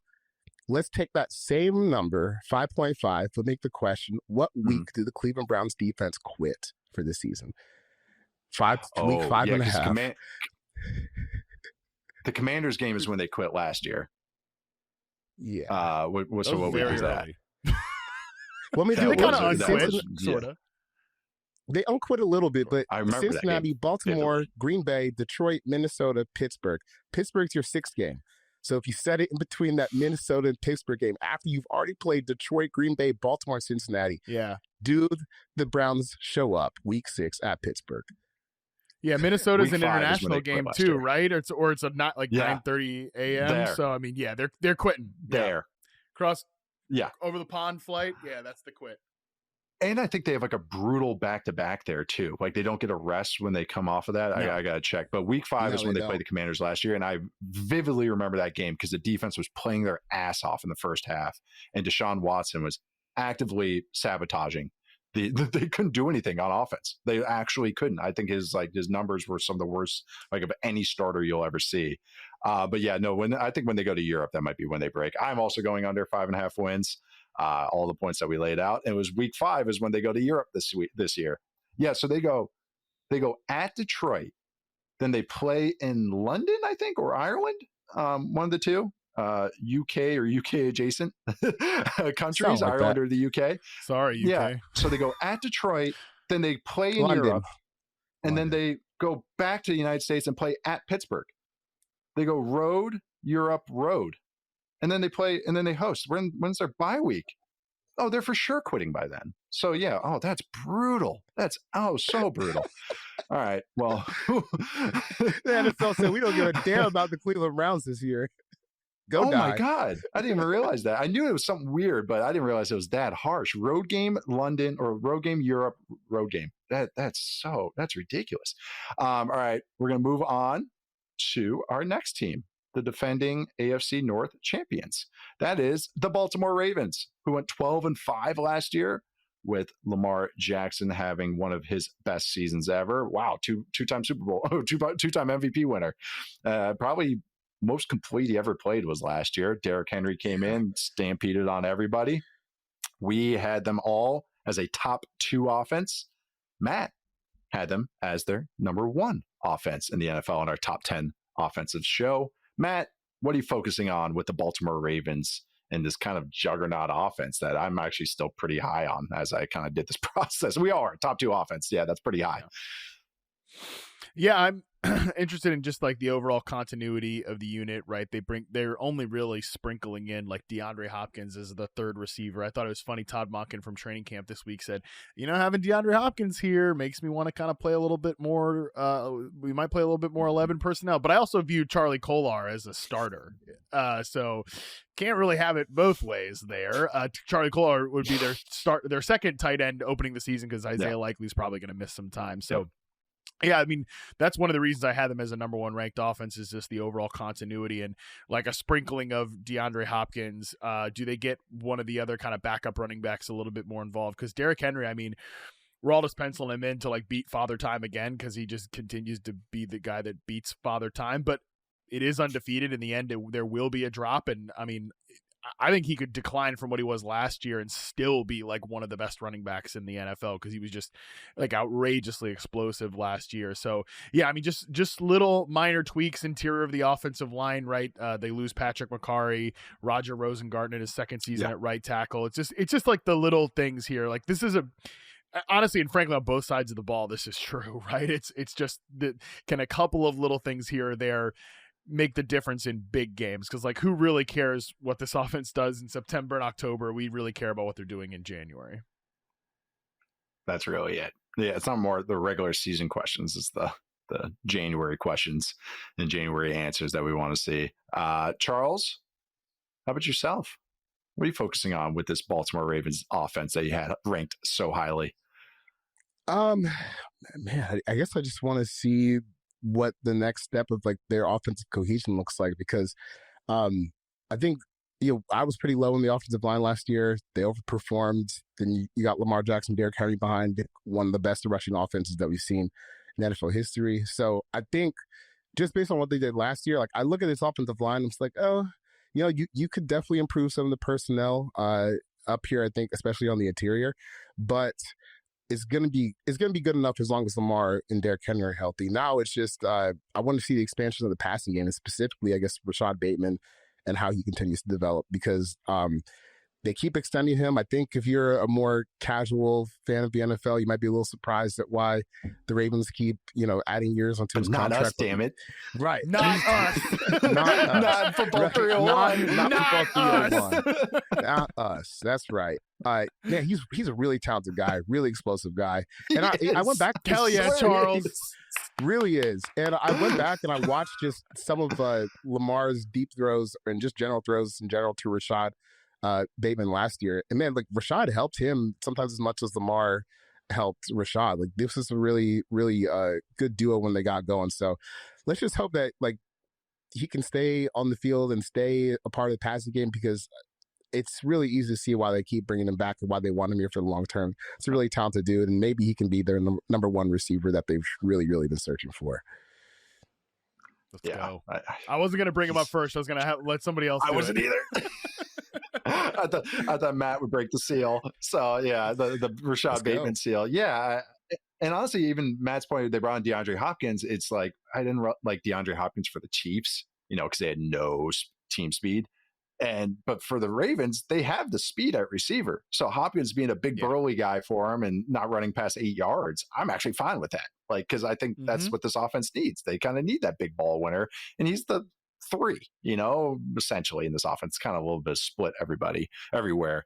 But no, just this offense is so explosive. So what you're saying, Charles, like what's the next layer? What's the next step for them? What's the next iteration? With Isaiah likely being out, they do so much curious stuff with their personnel anyway. So I'm like, okay, what do you got, Monken? Like, what are you cooking up over there? And where's Patrick Ricard lining up on this play? Super excited about Bateman. I just felt like Lamar, it was weird. Him and Lamar kind of never seemed like they're on the same page. Rashad would drop something. Lamar wouldn't look his way. And it felt like the second half of last year, and I didn't really even see a stat split that lined up with this. This is just eye test. Felt like the second half of last year, he finally was like, no, I'm going his way. I'm on a scramble drill. Where's Bateman at? Okay, there he is. I'm going to go find him, because he is such an explosive player, good route runner. That's the guy I just really want to see. I just had to bring up some Derrick Henry and run game stats. This offense is bringing back Keaton Mitchell too from injury. We talked about him on the Top 10 offensive show, but he's more of a scat back and maybe spell in here a little bit. But last year, the Ravens had 68 explosive runs. So that's runs of 12 or more yards. The Raiders had 19. 68 is first, by the way, easily first. They had as many explosive runs last year as the Chiefs, Browns, Commanders, Giants, and Patriots had explosive passes. It's extraordinary. Like, you're not going to see a run game that explosive. They had more plays of 10 or more yards last year. A quarter of their plays went for 10 or more yards last year total, not just run game, but pass game included. It's easily the highest of the Ravens since Lamar's been starting. Usually hovers around 21%. They averaged highest 4 or more yards per play, like how many plays that they had gained 4 or more yards. This offense is just so explosive now. They had 160 total explosive plays last year. It's the 3rd most by any NFL offense since 2012, behind only the 2013 Eagles, shout out Chip, and the 2023 49ers. It's just like, it's hard. It's like, can you sustain that? They can come close. Are they going to get to 160? I don't know, but it's not like where I'm going, like they'll never reach that again. It's like, no, they're going to have some answers to get there. So really just want to reiterate what you guys are saying. Just excited to kind of see what this next step of this offense is, how they use their personnel, all that good stuff, because they got a really, really talented backfield and other players as well. Defensively, another unit we're high on, consensus top 4 defense for us on Football 301. All of us had it in the top 4. They really made a lot of growth. I'll say this one more time. They really came along in the last half of the season, last quarter of the season after week 11. They had a Thursday night game. They had a mini bye, made some defensive changes, put Kyle Hamilton on the back end, did some other things on the back end, started playing some other players as well on the front side. But turn into the best unit or one of the best units in the league, or top 3 unit, I should say. The Eagles defense was pretty dang good too. But let's watching this Ravens defense. How do we feel about them? What are you focusing on, Matt? Can they kind of continue that trend upwards that they showed last year? Yeah, to me, it's the perimeter cornerbacks, right? I think that's what, and honestly, Jair Alexander might be a make or break player for them, although I don't even know that they need him to be like out there to still be a very good defense, because they got some depth, right? They signed Uzier in the offseason, who, isn't coming off like, he's not in his prime or anything like that, but I think he's still like a guy that you can play at cornerback and it's solid. Nate Wiggins was really good down the stretch last year, and they're very, very excited about him in training camp. So can this room be, because at times last year it was a secondary that you could pick on, right? It was definitely a unit that, like, all right, you can, Brandon Stevens, decent coverage player, but can't track the football, gave up a lot of big plays down the field. Like, Wiggins is a guy that I think plays the football pretty well and and kind of can get himself into positions at the catch point. That might be a significant upgrade. Obviously, if Jair Alexander's the player that, he can be when he's on the field, that's a big win for this team too. So the corners to me are something that, like, I know what the front seven is, and maybe they could use a little more juice there, but to me, I do think that really that cornerback room is going to make or break this team. Yeah, it's a lot of talent. If they're healthy, it's a lot of talent on that back end with a pretty stout front end. That just always sounds weird when I say it like that. Charles, with the Ravens defense, what are you focusing on? I know we talked a little bit maybe about pressure. Can they generate it? Can get that consistent pass rush? Is that still something you're kind of focusing on with them as well? Yeah, I mean, I imagine they're always just going to be a team that likes to send funky stuff, and it just kind of seems like that's been the ethos of their defense for 20 some years since they moved to Cleveland. Yeah, I mean, dude, if you think about some of the play calls they've had, like Dean Pease, Mike McDonald, now Zach Orr, and other guys, Rex Ryan. I mean, these guys are always Marvin Lewis. Right. Yeah, I know. So it's always going to be a little funky, which I think it probably suits this front four well, because you got Nnamdi Madubuike, who's a stud. I mean, that guy can drive defensive line play by himself.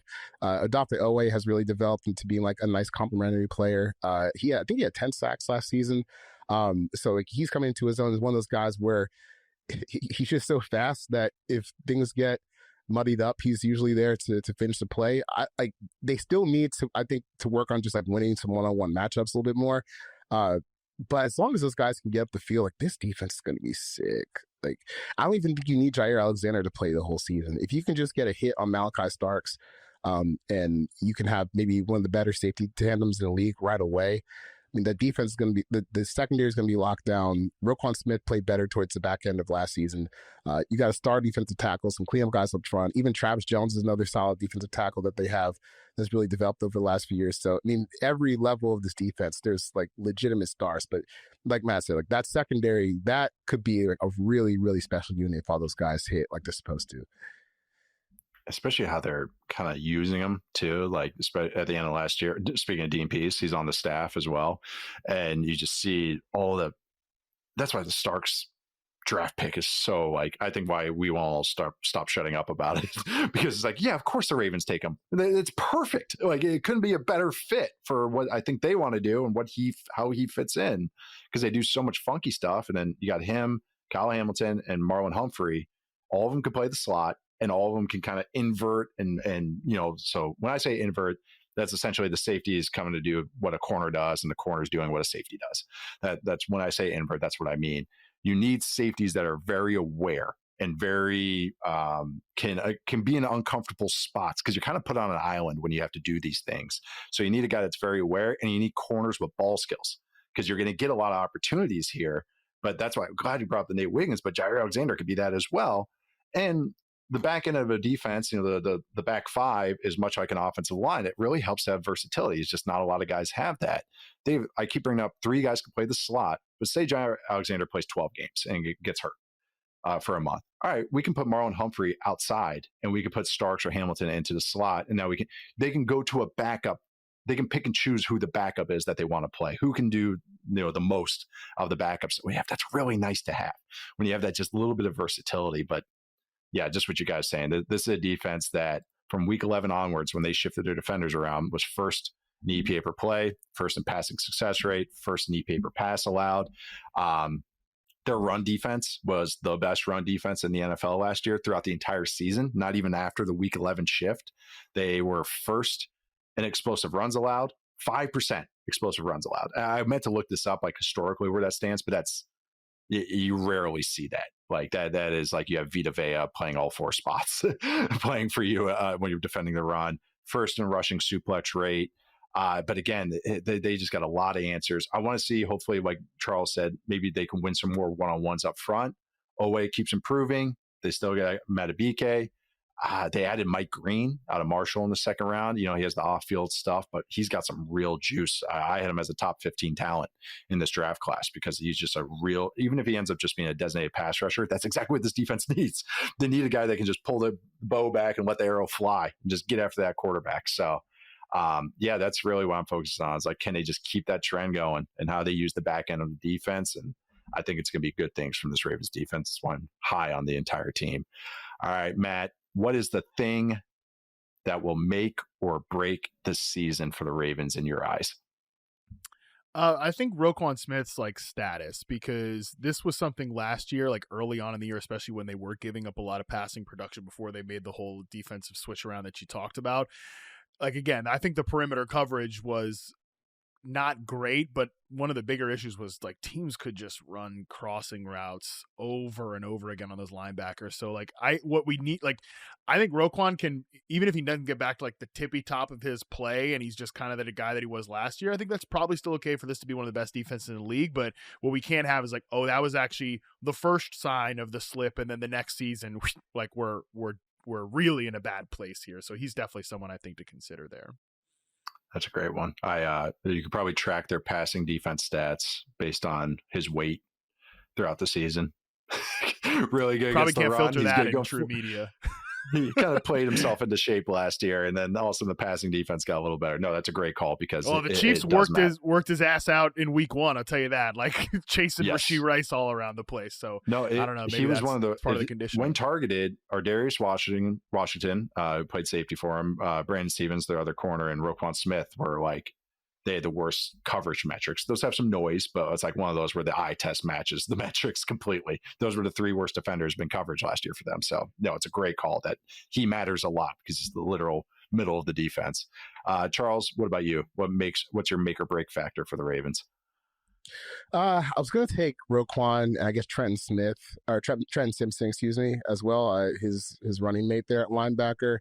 But I think I'm going to roll with, I'm really interested to see where Zay Flowers' role kind of fits into this offense, because I think that, speaking about Bateman before, I think Bateman's just a better player than Zay Flowers at this point. And I know that Zay's gotten the production, but he's a useful player, but you just, I think you just kind of need to find a more defined role for him. Maybe that doesn't feature him as your lead guy getting the top targets. I don't think that means, I don't really view that as a slight. It's just more restructuring where he fits into this offense. So I want to see where the target splits go for Zay, because I think in the right role he can be a really efficient, productive player. But sometimes when they start giving him the ball too much, and he starts pretending he's back out there playing Pop Warner football. Yeah, I was gonna sit here and everyone sideline to sideline. No. He said he's gonna start getting north, so we'll see.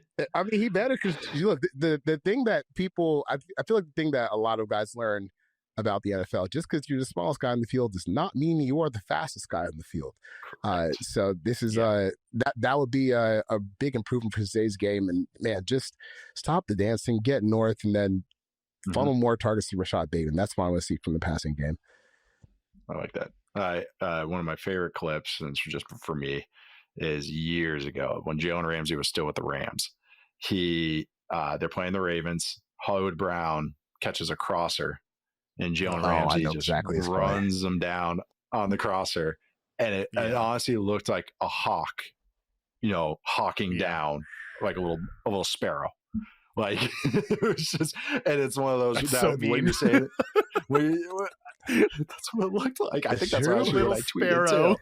But that's what it is. I mean, there's like a 50-pound difference between the guys, and Jalen's faster. Like, it's that it's such a great point, Charles. It's like, just because you used to be the fastest guy, so it doesn't matter how big you are, but some of these guys are 220 and they can roll after you.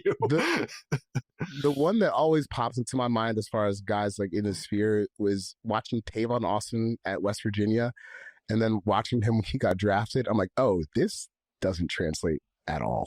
No, dude. You're just we mentioned the name earlier, anymore. Deontay Johnson. He was such a culprit of this in Pittsburgh. Like, he would always like jump back.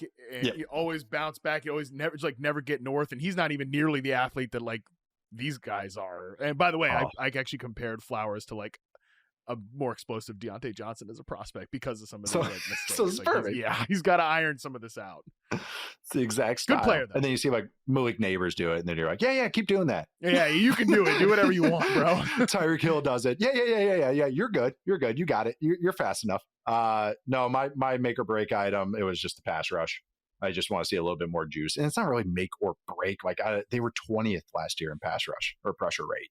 So it's not like, if they're 20th again, it's going to ruin their whole season. But I'd like to see that just top half of the league, and I think that's where Mike Green can help. Maybe you got David Ojabo, who's finally healthy, and maybe you get that final, the Ravens love having that defender get the 4th year contract year uptick, and then they get the comp pick out of it. So maybe you get a little bit out of that. So pass rush is where I went with mine. Breakout player, I think this is a fun category for them. Matt, breakout player for the Ravens.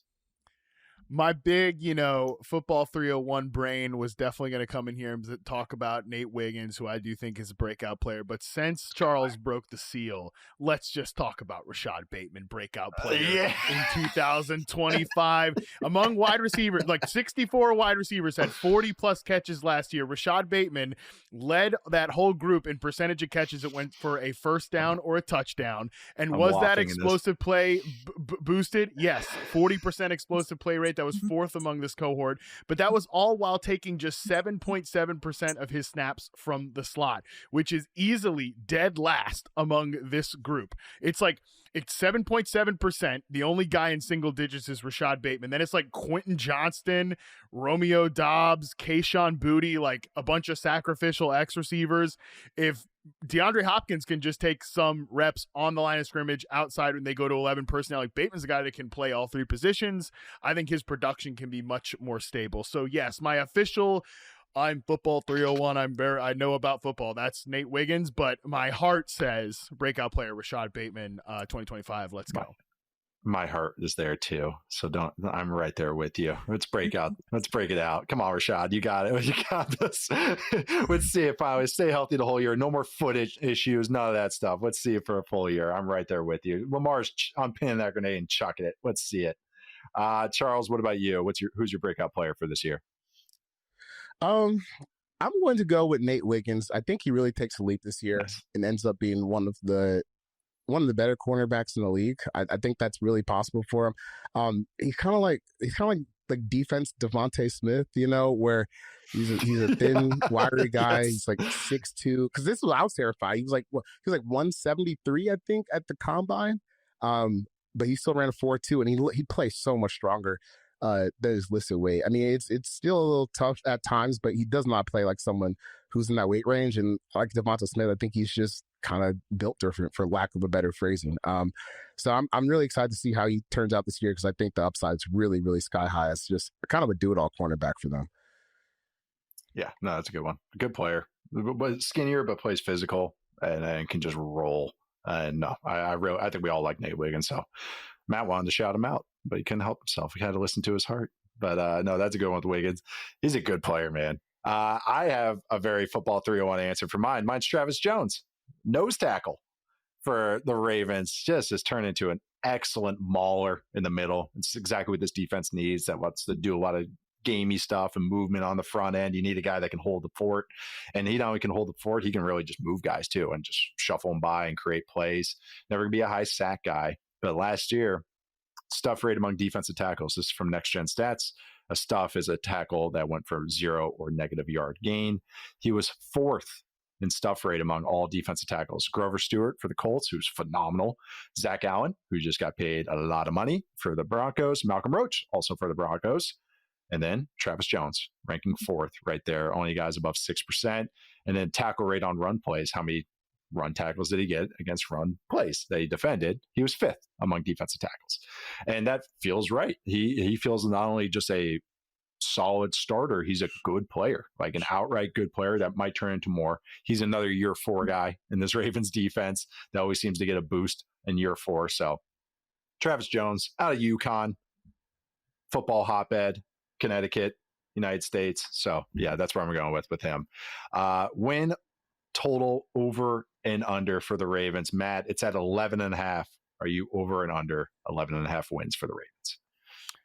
It's a lot, but I will go over. I think that this is the best team in the NFL on paper. Charles? Over. I'm a Matt. I think they could win the most regular season games. I'm also over, and I'm also with you guys. I think really might be my Super Bowl or AFC pick, to win the AFC this year. I think just like you guys, I mean, we had all of us had a top 2 offense, all of us had a top 4 defense. And I feel like it's not all of us projecting. It's not the Cardinals defense for me at 10.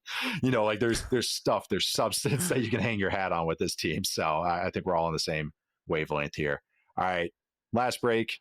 Then we're going to come back with Steel Town, the Yinzers, Pittsburgh Steelers after the break. See you guys in a sec. All right, we are back. We are going to wrap it up with the Pittsburgh Steelers, the pride of the Roonies, the yellow and black attack, the terrible towel. I'm trying to just think anything else that comes to mind here. But no, Pittsburgh Steelers, 10-7 last year. Of course, they went 10-7. You guys know who the head coach is? It's Mike Tomlin. This is what they do. Added a guy at quarterback named Aaron Rodgers. You might have heard about that. Actually been a little bit quiet lately, so I'm sure he's going to do an interview soon. Added DK Metcalf, traded for him, got rid of George Pickens. Also traded for Jalen Ramsey, also traded away Minka Fitzpatrick. Interesting team. Very interesting team this year. It could be good interesting, could be bad interesting. We'll talk about it. But the Steelers offense, Charles, I'm gonna let you bat lead off here. What are you focusing on with the Pittsburgh Steelers offense? It looks like the best version of all the worst they've been doing since Ben Roethlisberger retired. Okay. It's like they finally... I get what you mean. They finally got enough pieces to push out some version of Frankenstein's monster that might scare someone from a distance. But this offense, man, it just all depends on how Aaron Rodgers and Arthur Smith mesh, because this is so different from the quarterbacks that Arthur has worked. And honestly, man, I even think this is different than like 2021 Matt Ryan, because that was like the last little bit where he could still boot and you could still move a little bit before the body died and they shipped him off to Indianapolis, which didn't actually happen in my personal record book. So Aaron Rodgers is 40, doesn't really move. Last year they had Russell Wilson and Justin Fields. I mean, I just don't understand how the marriage is supposed to work from like a quarterback to play caller standpoint. I think the talent is like just good enough maybe where you could have a watchable season on offense. But dude, if DK Metcalf gets hurt, or even if like it's 2025, I'm about to say if Robert Woods gets hurt, like you're in a bad spot skill wise. So the positives are if they're healthy up front, offensive line should be pretty solid. We'll see what happens with Broderick Jones. He's like the ultimate wild card because he's like the type of player who will have an incredible block and then false start 2 times in a row. It did happen in some games, in a game I watched last year. But if you can get him to dial in somehow, man, this is it. They've got some pieces. I just don't know if they're the right pieces. And I kind of just see a stubborn quarterback, a stubborn OC. And it's just going to be up to Mike Tomlin again to kind of massage it and see if they can get to 11 wins and lose in the first round of the playoffs. And the cosmic ballet goes on. Forever and ever and ever. What about you? With the Steelers offense, what are you focusing on? Is it more Arthur Smith and Artie and Aaron and their relationship? Anything else that's drawing your attention? Yeah, I think I made a noise when you said, well, Rodgers has been doing any interviews lately. I don't know. I saw one today, actually. This was from at 93.7 The Fan on Twitter. Aaron Rodgers was talking about Roman Wilson. He said, I need Roman to get out of his own head a little bit. He just cares so much. Or I need to get Roman out of his head a little bit. He just cares so much about whether it's my approval or he's doing it right. You just got to trust himself because he's so damn talented. But I just read a tweet yesterday where Rodgers was glaring at him after like being in the wrong place or something. I'm like, gee, I wonder why he's in his own head a little bit, you know? And like also Roman Wilson, like that's a guy they're counting on. I thought he was like an okay slot receiver prospect. So yeah, and I'm with Charles. When they traded for DK Metcalf, which DK Metcalf's coming off his worst season. Like he's 10th percentile success rate versus zone last year. He was not great at like not as good as usual separating against man coverage on the field. His contested catch rate was a career low. So again, I don't even love the idea of like, let's trade a guy coming off of his worst season and pay him $33 million a year. And now Terry McLaurin's pissed off about that because he's been a better player throughout the course of his career, whole thing. But I was like, all right, if this is going to work for the Steelers though, it's because one thing DK can do is run those like deep in breaking routes that Arthur Smith loves to do with his X receiver. But we have a guy that charts quarterbacks, Corey Kinnan, at reception perception. He noted that Rodgers' worst throws last year from an accuracy standpoint were digs and posts. And I read that in his write-up. I went and charted Garrett Wilson, and they didn't have him run a lot of digs because, of course, the Rodgers offense does not run a lot of digs. It's like go routes, slant routes, and those little like access throws and that stuff. Consistently the ball is behind Garrett Wilson when he's running open on the middle of the field. So I don't even know if like the thing that DK Metcalf would fit best into this offense doing from a pass game standpoint is really what Rodgers does well at this stage. So I don't know. There's a lot of question marks for a team where again, it's always question marks on this side of the ball. I don't really see a lot of solutions here. Yeah. The Arthur Smith's offense thrives on yak creation and digs and stuff off play action. And that's the idealized version of it. And the quarterbacks that he's had in Pittsburgh are the quarterbacks that all ranked lowest on throwing over the middle and throwing over between the numbers. Russell Wilson, Justin Fields are the two lowest, I believe. And then I think it's Jalen Hurts. And then I think it's Rodgers. But they're bottom five, and they have been. Rodgers really switched on that his last couple of years at Pittsburgh. Aaron Rodgers likes to look at stats. I don't know if anyone knows this, but Aaron Rodgers really cares about public perception. So he really doesn't want to throw a lot of interceptions. You know where interceptions happen? Over the middle. But that's why I want my quarterbacks throwing over there, because that's where the explosive plays happen. And that's where you let the receivers catch the ball on the run. So I'm there with you. It's a weird stylistic fit there. So to me, that's going to speak to kind of like what Arthur tried to do last year. Arthur Smith tried to do last year. I don't know him personally. I shouldn't just call him Arthur.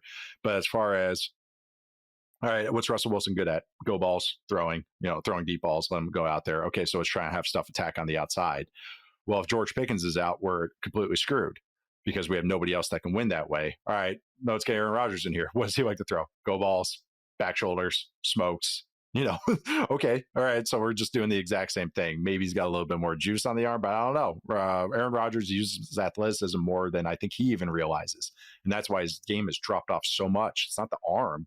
It's because he created and did so much out of the pocket, way more than people realize. And I think he even realizes. So that's why his game's dropped off so much. And Achilles injury is going to do that. But really, one stat I was looking at was, and this is the Aaron Rodgers offense. We've used this kind of term about other quarterbacks: Joe Burrow offense, Jalen Hurts offense, Russell Wilson offense back in the day. Average play clock. So this is how many seconds are left on the play clock until the ball is snapped. And it's one of my favorite things to look at with Aaron Rodgers anytime he's the quarterback, because they take in Green Bay, and this was New York last year, they take a lot of delay games. They take a lot of plays to 1 second because Rodgers wants to be the sheriff and point everybody and get everyone on the right path and where he thinks is the right path and signal. So last year, the Steelers had 11.3 seconds remaining on average, which was 7th in the league. The Jets were dead last, the 2024 Jets, Aaron Rodgers at quarterback. Since 2019, which is as far back as I can go in true media, there have been 7 offenses that snapped the ball with 8 seconds or less on average. Okay? 5 of them, Aaron Rodgers was the quarterback of. 24 Jets, 22 Dolphins, 2019 Packers, 21 Colts, and then 22 Packers, 21 Packers, 20 Packers. And he's going to play this way. But what that screws up, and if you want the quarterback to do all this, this is the classic Shanahan offense or other offenses and center and quarterback and how much control they have before the snap. Arthur Smith likes to shift and motion and do a bunch of stuff before the snap and then snap the ball. Sometimes he likes going the quick, but he likes to use that as his offensive design. But now you got a quarterback that, I want to point and do my stuff too. And this is, talked about this before. Rodgers had to do this with LaFleur. Matt Ryan had to do this with Shanahan. Stafford and McVay are doing this, where they have to blend the quarterback sheriff hood with what the offense wants to be. So we'll see. It's not like these are two personalities that I know are very like go and ebb with the flow and go with the flow and are very, affable. So I'm just, very curious. There's other stuff with the offensive line I'll talk about later. The breakout player, but the offensive line is interesting. They got some young players. Hopefully Troy Fautanu comes back healthy, because I think he's legit, but he barely played last year because of injuries. They got some other intriguing young guys, Mason McCormick, Zach Frazier, spoilers, to talk about him as Zach. The offensive line, like Charles said, could be decent with Caleb Johnson. Like, this run game can really cook. And they got tight ends that can block too. So it's just blending the passing game, which I think is just always going to be the question with Aaron Rodgers at quarterback now. All right, going to the defense, though, some more positive vibes with this defense. What do we have? Yeah, Charles, you had him at 9th on your top 10 defenses. I had them at 7th. What are you focusing on with the Steelers defense? Charles, we'll start with you because you had them in your top 10. Now, this is the more I look at it, I'm a pretty big fan of the Jalen Ramsey, Minka Fitzpatrick trade for the Steelers, because I think I am too. Their corner room had gotten so bad over the past couple of years, where basically all you had was Joey Porter Jr. just trying to rotate guys. Like, they even did Deontay Johnson, Dante Jackson trade with Carolina. They've signed Darius Slay. Now they go out and they get Jalen Ramsey. So they've clearly see this as a position need, and I think they went on it and attacked it in a good way. And also, I don't know why, I just really like the idea of late career Jalen Ramsey playing with Mike Tomlin on this defense and squeezing the most out of everything that he can do here. So I think that it was really important to get that position solidified, because they should have the front talent to take advantage of it. We talked about it on the top 10 defense pot, but this is a really, really deep defensive line group where you look at the interior. They just spent a first-round pick on Derrick Harmon, who we all liked from Oregon. Keanu Benton has turned to a really, really solid starter defensive lineman. Mm-hmm. Cam Hayward, maybe he's got another Ironman season in him where you can squeeze out in a high-impact season at this age. But even beyond those guys, and obviously TJ Watt too, but even you go beyond those guys, like Alex Highsmith, and some of the other pass rushing depth that they have. This just Herbig. I forgot his name for a second, but they have a lot of juice up front. So I'm really excited to see what this looks like. I think I'm still a little worried about Darius Slay at this point in his career. Just giving him a starting spot. So we'll see how that works. But then the idea of putting Jalen Ramsey next to Joey Porter Jr. behind that front seven, that's gonna be a lot of fun. Yeah, I think he's gonna be a real weapon for him. I'm just really curious how they use him. That's spoilers. That's what I'm focusing on. Matt, what about you with the Steelers defense? What are you checking out? Kind of a long in the tooth, but not in the worst way, because these guys still have some juice to them. Yeah, that was going to be kind of my point here, is that they have a lot of guys that are pretty long in the tooth. Cam Hayward is 36. Darius Slay is 34. Not a long history of like really good 34-year-old corners in the NFL. TJ Watt is 30. Jalen Ramsey's 30. Juan Thornhill is 29. So, especially Watt, Hayward, Slay, and Ramsey, like one of those guys takes a step back, at 30 or older, I think this defense starts to get a little problematic. If two of those guys take a step back because they're like right around that 30-year-old, that's why I didn't end up having them as a top 10 defense, which maybe was stupid. I could certainly be wrong about that. And I've really liked parts of this defense last year, but I don't know. Again, it's just that's the thing to me is can all of those guys, can they all hang on to like prime form at 30, or for guys like Hayward and Slay deep into their 30s? Because if not, then I think it becomes a little bit of a problematic, like certain parts of the defense you can pick at. Yep.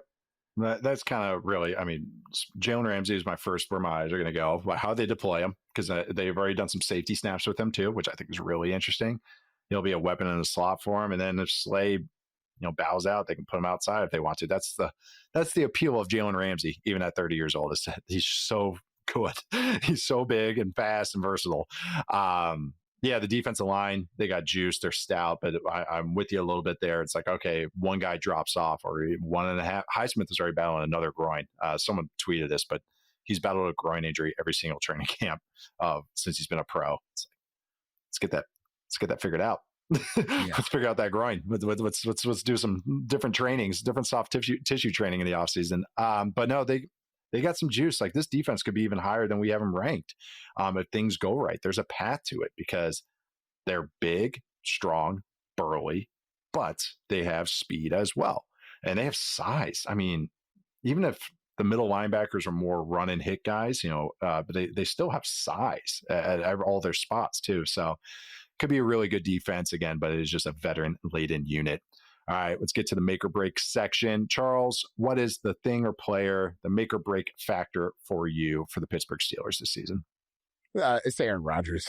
I'm just going to take the easy layup here, because it's interesting. Because if you want to just like look at this optimistically, you can kind of isolate some Aaron Rodgers performances from last year, where he looked, like a good aged version of Aaron Rodgers, where obviously it's not the prime running around and making the crazy stories you've ever seen, but just from an operational standpoint, was kind of getting the ball out fast, was accurate, had some moments with Devontae Adams towards the end of the season, but overall just wasn't enough.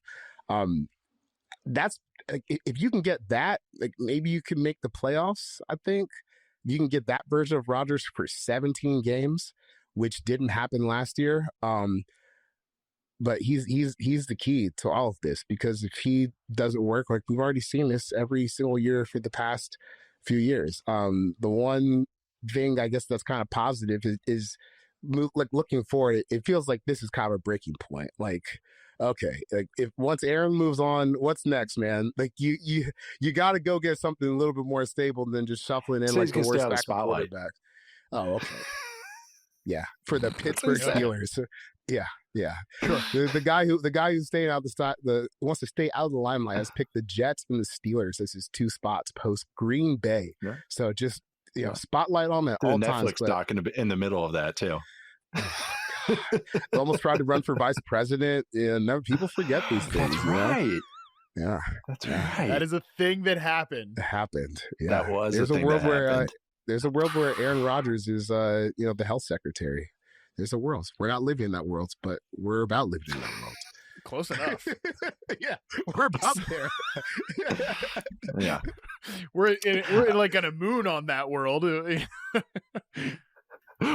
is we're a twig off on the branch on that one. Matt, what about you? Thing, player, make or break factor for you for the Steelers? Yeah, I'm going to go with Broderick Jones here, because I think otherwise, like left guard to right tackle, if Troy Fautanu is the player that we think he can be, and obviously, like you said, he missed so much time as a rookie, we don't really know, but he's going back to his natural position there. Like, I think that looks really good, but Broderick Jones has not been a good player in the NFL. He's been a problem, but they're selling, again, things that teams sell you in the offseason. Boy, he's moving back to his position he played in college. Like, this is going to be good for him. Like, I kind of buy the Titans selling me that on J.C. Latham kicking back to right tackle, because I've only seen him play 1 year in the NFL, but I've seen Broderick Jones play 2 years. It's not been good. Rodgers is a non-mobile quarterback. He's his blindside protector, and he's missed time with a groin injury in the offseason. So, like, again, if Broderick Jones comes in here, he's at a above average starting left tackle, or even an average. Even he's like average starting left tackle. I think it's going to be a great offensive line that kicks ass in the run game. But if he's kind of the guy that we've seen play right tackle for this team for a couple of years now, that's not that great. Yeah. And what Charles isn't exaggerating that sequence, by the way. It's against the Broncos. I know exactly the play. I can tell you the camera angle and everything. They're like on 20. He absolutely just steamrolls a guy in the first snap of this drive. And then you can tell he's all juiced up. He's coming, comes false start. Yep. And I want to say it was, and then they got pulled. False start, holding, and then he got pulled. Oh no, then he starts the next drive with a holding, and then he got yanked. Yeah, I think that was the sequence. But yeah, I know exactly. Mistakes, you cannot do that as a starting tackle. No, like if one's bad enough, God, dude, just dial in. No, He's got the make talent. Just focus, dude. He's so talented. Yeah, so that's what's scary is that like you want to see some stretches at least, not just one play, but like a game, like a half where you're just not shooting yourself in the foot. And he's got so many vets there. It's even a longer discussion. Georgia offensive lineman, you never know with them, I guess. Yeah, Aaron Rodgers, Arthur Smith relationship. That's what I got for make or break the season. I mean, don't have to reiterate anymore. Breakout player, Charles, who do you have for the Steelers? My breakout player, I'm going to go with Caleb Johnson, running back, nice. A rookie from Iowa. I just think like we were talking about how Aaron Rodgers and Arthur Smith is not a great fit. Well, Caleb Johnson and Arthur Smith is a pretty strong fit for what they want to do in the run game.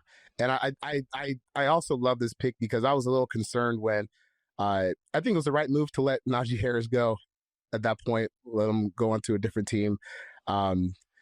Just a lot of compiling, not a whole lot of efficiency. So I think it was time to let him go. But the idea for a second, like where Jalen Warren could be your lead back, I think that's a big workload for a guy like that. So to get Caleb Johnson in, I think it's a good fit. I think it's a great 1-2 punch with Warren potentially. So that's going to have to be the basis of their offense, and just beg Aaron, could you just boot out just a couple times, rewind the clock, just a couple times, so we can keep this moving. No, okay, he's a great fit for this offense. That was my comparison for him was Honey, I Shrunk Derrick Henry, and then it just goes to the coach that helped Derrick Henry break out with the Titans, so it kind of worked out great for me. Matt, what about you? Who's your breakout player? Yeah, Caleb Johnson's a good call. I am a little worried if he blows a couple pass protection reps, he gets sent to the shadow realm, and all that like good rushing efficiency stuff that could come from him is a little questionable. They don't got to see the Bijan Robinson, Tyler Algier stats from 2023. All the fancy guys love. Jalen Warren is phenomenal pass protection. So I know that's what I'm saying. That's what I'm saying. Like, yeah, I do remember the like Tyler Algier pissing off like half of the fantasy community because they wanted Bijan Robinson in there all the time, and I feel like Jalen Warren's about to be that guy this year. But I like Jalen Warren. I think he should play a lot. But anyways, breakout player for me. Maybe this is cheating a little bit because like this guy's been an established starter basically since he entered the NFL. But like Joey Porter Jr. is a guy that I want to see take that next step to be like one of the best corners in the league, and I think he's capable of it. He's physical. Like I love watching corners that will just beat the hell out of wide receivers, and he is definitely a guy that sometimes maybe lives right on that border of being physical. But it's really interesting, like the Steelers as a coverage team, they're top 5 in man coverage overall, but on 3rd and 4th down they dropped down to 26th, which I think is interesting because usually it's the inverse, right? Like you're going to dial your man coverage up on later downs. So maybe if Porter takes that step forward, if Darius Slade continues to drink out of the fountain of youth, Ramsey's really good, maybe they're just more man coverage overall, because I think Porter when he's just locked into like, even if it's like match situations, I think he sticks to wide receivers really well. So he's someone that, again, when I look at this defense that I'm a little concerned is too old in certain spots, he's one guy that should be like on the uptick. So they kind of need him to be not just who he's been, but be like another level better. No, he plays, you mentioned his handsiness, which is why I thought he would have some adjustment entering the league, and he actually hit the ground running as a rookie. Mm-hmm. Is that he plays like his dad is Joey Porter, the former pass rusher and everything. Like he plays exactly like that. Great call there. Pro Bowl quality player. He's a very good player. Getting some help around him should help a lot too. Kind of maybe not feeling so much on an island. My guy, well, I almost did Keanu Benton here. Go Badgers. But I went to the other side. I went to his counterpart on the offense, because it's kind of been one of my new favorite players in the league, and that's Zach Frazier, the center for the Pittsburgh Steelers, who is entering his 2nd year. I think why he is so important, though, is because last year was very apparent to me that Rodgers doesn't know protections as well as I thought he did, because of how bad the Jets were against certain teams, namely the Vikings and the Broncos are the games that come to mind for me. And he wasn't doing anything to adjust or throw hot. He thought he had answers, but it was an archaic answer. And it kind of was very surprising to me because I thought he would have a better handle on that. And there's Zach Frazier, who as a rookie was already advanced with his knowledge and can point everyone to the right spot. It really helped out Russell Wilson and Justin Fields because they weren't handling any of that as well. But it speaks to me that a rookie, that they're just like, yeah, put it on him. And he hit the ground running as well. I think he's going to be an all-pro caliber player. This is the Jets offense last year.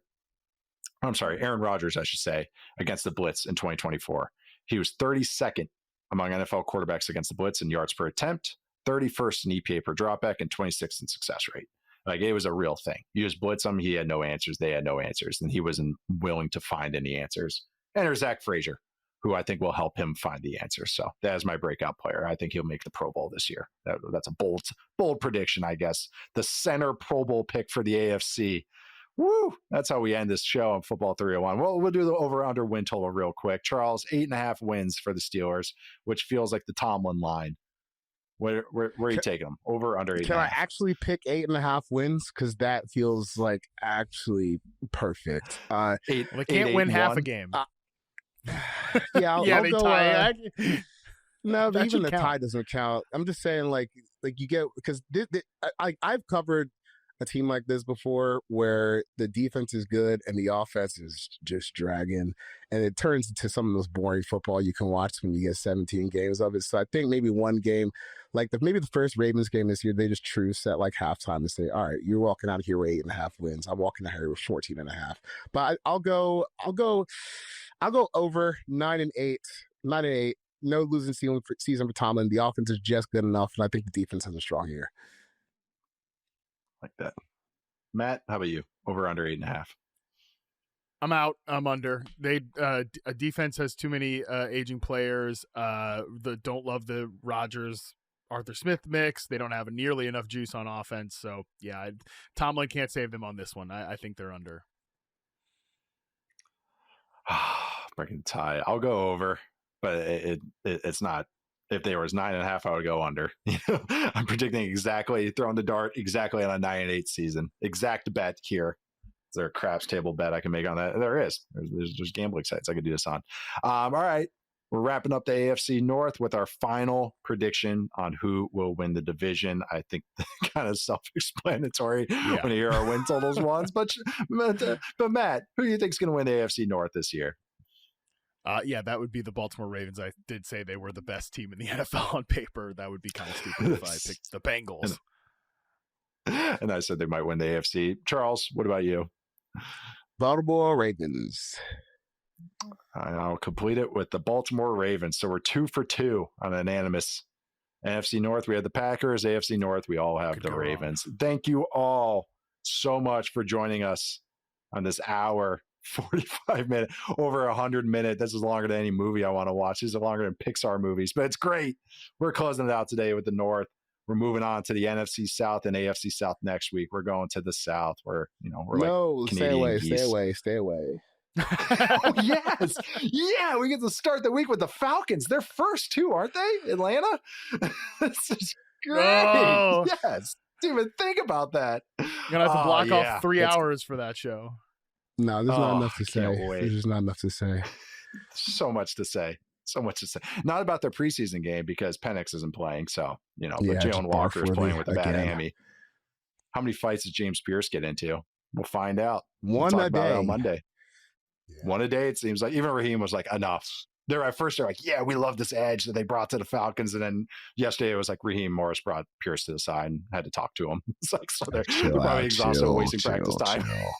Yes. Yeah. All right. Closing out today. Like I said, we'll be back Monday with the NFC South. Thank you so much for joining us today. I'm Nate Tice. You can find me at Nate_Tice. That is Charles McDonald. You can find him at 4Verts, and that's Matt Harmon. You can find him at Matt Harmon_BYB on social media. Subscribe to us, follow us, rate us, watch us on YouTube on the Yahoo Sports YouTube channel. Please give us a like. We'd really, really appreciate it. Thanks to Stone, Madison, and Ingrid behind the scenes for making us look and sound good. Thank you all for listening. Have a great weekend. See you on Monday.